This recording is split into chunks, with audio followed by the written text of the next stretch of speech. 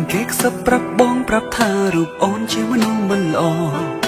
ដេញដងមិនស្មោះសរព្រោះតែរូបអូនមានសង្សារច្រើនមុនអូនមកស្គាល់បងទេថានួនល្អជាសង្សារគេ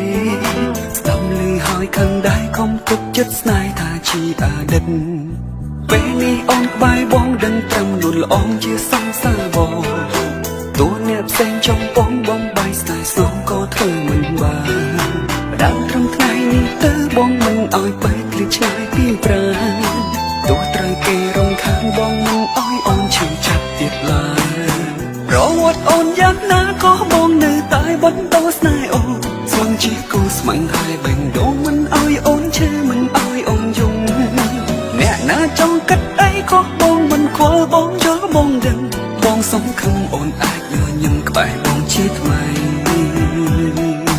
ប្រវត្តិអូនយ៉ាងណាក៏បងនៅតែបន្តស្នេហ៍អូនស្មងជាគូស្មងតែបេះដូងមិនអោយអូនឈឺមិនអោយអូនយំ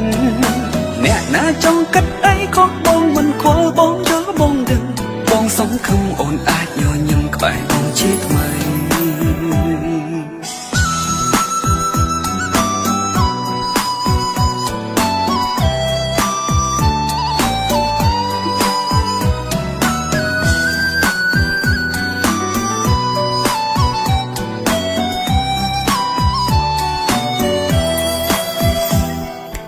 មានគេខ្សឹបប្រាប់បងប្រាប់ថារូបអូនជាមនុស្សមិនល្អ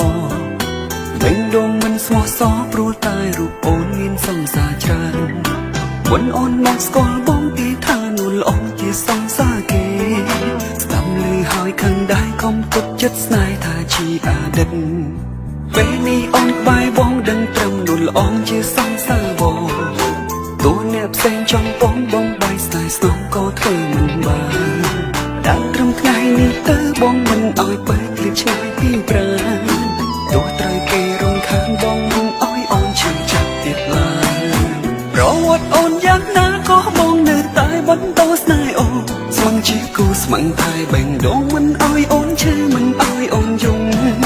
អ្នកណាចង់គិតអីក៏បងមិនខ្វល់បងយល់បងដឹងបងសង្ឃឹមអូនអាចញញឹមក្បែរបងជាថ្មី